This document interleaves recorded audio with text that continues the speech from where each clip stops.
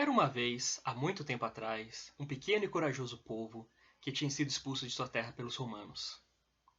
Eles vagaram por centenas de anos em diferentes países, sofrendo todo tipo de preconceito e discriminação, até que, na Segunda Guerra Mundial, foram vítimas do maior crime da humanidade, o Holocausto. Eles decidiram então criar seu próprio país para não sofrerem mais nenhum tipo de discriminação. Voltaram para sua terra original, que milagrosamente estava quase vazia, e se dedicaram a construir uma nova nação democrática, livre e justa, e em 1948 conseguiram a independência. Mas para isso tiveram que lutar contra o ódio injustificado dos seus vizinhos, que estavam determinados a cometer um segundo holocausto. Essa, em linhas gerais, é o mito fundador do Estado de Israel, em que fala que os judeus são as principais vítimas do terrorismo e do ódio árabe. Mas, como todo mito, ele esconde uma realidade muito mais complexa e até mesmo muito mais feia. É o que nos conta esse livro aqui, do historiador judeu-israelense Ilan Pappé, publicado no Brasil pela editora Sanderman e com tradução de Luiz Gustavo Soares. Eu sou o Diego, professor, livreiro, tradutor, crítico literário e apaixonado por livros. Venham comigo conhecer a história da limpeza étnica na Palestina.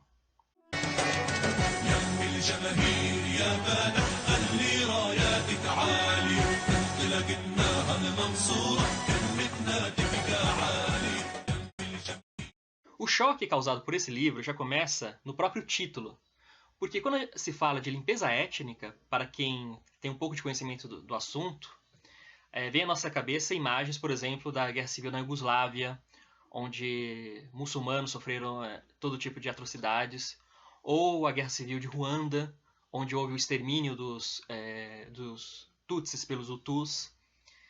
E a tese que o autor defende é que, em 1948, para que Israel nascesse e tivesse suas fronteiras modernas, os judeus cometeram uma verdadeira limpeza étnica contra a população palestina originária. Não é à toa que esse livro foi um verdadeiro terremoto quando foi publicado pela primeira vez em 2006 lá em Israel.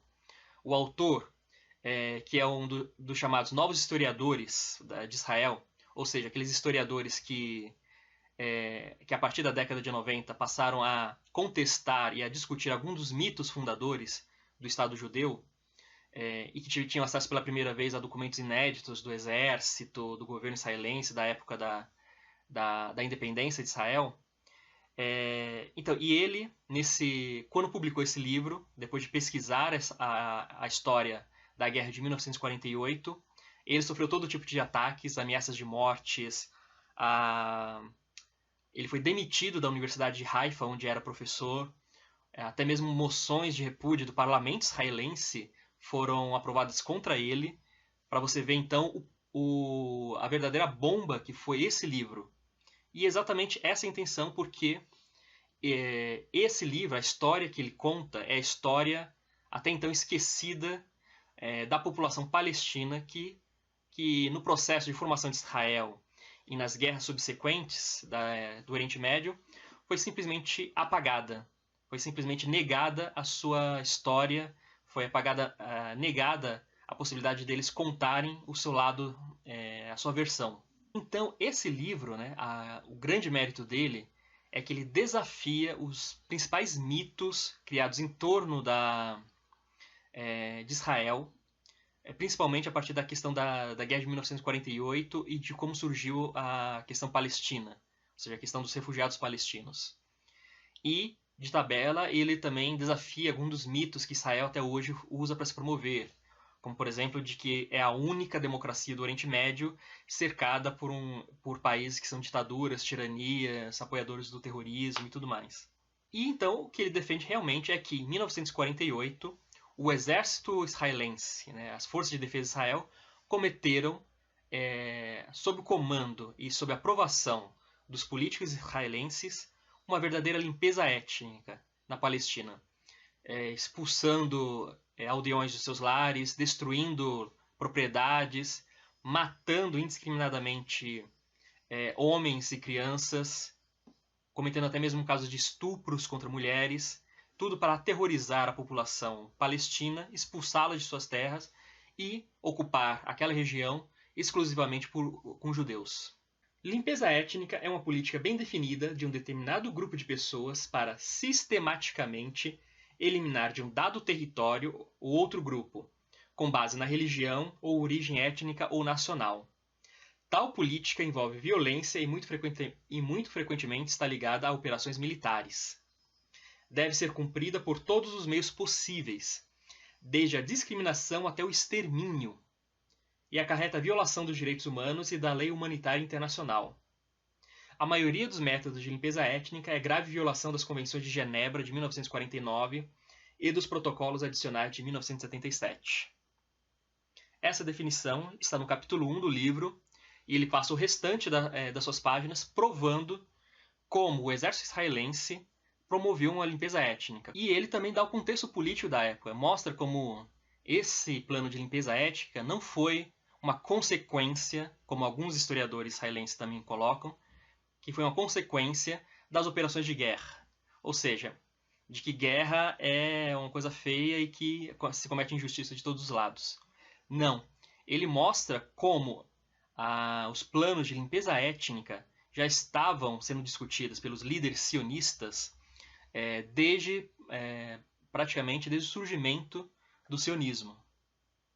E os líderes sionistas, desde o princípio, entenderam que para um Estado judeu na Palestina ser viável, era preciso expulsar a população árabe originária daquela região, que, ao contrário do que dizem outro mito israelense, era muito bem povoada e não tinha nenhuma hostilidade para com os imigrantes judeus que começaram a se estabelecer na região no começo do século XX. Foi apenas depois que os sionistas começaram a adotar medidas agressivas para expulsar os árabes, tomar suas terras, que houve uma reação. Então o capítulo 1 também mostra as etapas de como foi se materializando esse plano sistemático, muito bem organizado, com diversas etapas de limpeza étnica. Mostra como os principais dirigentes do sionismo, que depois se tornaram os primeiros governantes de Israel, estavam todos de acordo e afinados com a necessidade de expulsar por quaisquer meios os palestinos. Entre eles o David Ben-Gurion, que foi o primeiro governante de Israel, que até hoje é louvado como uma figura progressista, uma pessoa que, de certa maneira, de esquerda, mas que foi ele que coordenou, planejou e deu as ordens para a limpeza étnica que ocorreu em 1948. À tarde de uma fria quarta-feira, 10 de março de 48, um grupo de 11 homens, dirigentes veteranos do sionismo e jovens oficiais militares judeus, deu os últimos retoques a um plano de limpeza étnica da Palestina. Na mesma noite, ordens militares foram expedidas para as unidades espalhadas pelo território, para que se preparassem a expulsão sistemática dos palestinos de vastas regiões do país. As ordens vinham com a descrição detalhada dos métodos a empregar para despejar à força as pessoas. Intimidação em grande escala, sitiar e bombardear vilarejos e centros populacionais, atear fogo a casas, propriedades e bens, expulsar, demolir e, finalmente, depositar minas entre os escombros para impedir o retorno de qualquer um dos habitantes expulsos. Cada unidade foi escalada para uma lista de vilarejos e bairros, como parte dos alvos desse plano mestre. Chamado de Plano D, Dalet em hebraico, foi a quarta e última versão de planos menos substanciais que traçava o destino que os sionistas guardavam para a Palestina e, consequentemente, para sua população nativa. Então, o livro todo é essa exposição de como esses planos foram postos em práticas. E ao longo dele, você lendo, há um desconforto muito grande que nos vem à mente, né? Porque nós ficamos pensando, como é possível que pessoas que há menos de 3 anos atrás tinham sofrido o Holocausto puderam colocar em prática, puderam fazer o mesmo contra outras populações inocentes? Esse é um desconforto que o autor também coloca, né? E também ele mostra em algumas passagens, né, que alguns oficiais do exército israelense estavam conscientes, né, desse paralelo. Então, como era possível, né, que pessoas que tinham sofrido o Holocausto cometeram também uma atrocidade semelhante com os palestinos? A resposta para isso, que está implícita no livro, embora o autor não comente muito, é o racismo que estava implícito na ideologia sionista e nos seus políticos e nos seus oficiais. porque eram todos europeus que compartilhavam de uma maneira ou outra as noções de superioridade da cultura europeia contra os povos de cor, contra os povos árabes, que eles viam que eles simplesmente negavam a sua humanidade. Então, ao negar a humanidade ao outro, é muito fácil você cometer todo tipo de crimes contra ela. Essa é uma das bases, né, que, por exemplo, também é comentado nesse livro do Edward Said, O Orientalismo, né, o Oriente como Invenção do Ocidente, que uma das suas consequências foi exatamente a desumanização das populações dos países não europeus. Então o autor mostra, né, que em 1948, sem ter nenhuma oposição dos exércitos árabes e sem ter uma oposição organizada da própria população palestina, os israelenses expulsaram de seus lares mais de 1 milhão de pessoas, que passaram a inundar campos de refugiados nos países vizinhos, em situações horríveis, né, de crise humanitária mesmo, e que essa é a origem, né, da atual questão palestina. É o que os palestinos, né, chamam na sua própria língua de Nakba, desastre. Né? E o Ilan Pappé, que além de historiador também é ativista pelos direitos dos palestinos, ele coloca exatamente isso. Para que seja possível existir um processo de paz verdadeiro para a região, é preciso reconhecer o que acontecia em 48, como forma, não como forma de expiação dos pecados passados, mas exatamente para que tanto a população israelense quanto a palestina possam enxergar um futuro. Para os israelenses, reconhecer os palestinos como vítimas das ações israelenses é profundamente perturbador. De duas formas, no mínimo. Como esse tipo de reconhecimento implica assumir a injustiça histórica da qual Israel é culpado pela limpeza étnica da Palestina em 48, ele questiona os próprios mitos fundacionais do Estado de Israel, uma vez que levantam uma série de questões étnicas que, inescapavelmente, têm consequências para o futuro do Estado. Basicamente, então, o que o autor coloca aqui é que, para existir um processo de paz verdadeiro em Israel, ou seja, para existir um futuro comum entre palestinos e israelenses, é preciso que os israelenses enfrentem seu próprio passado.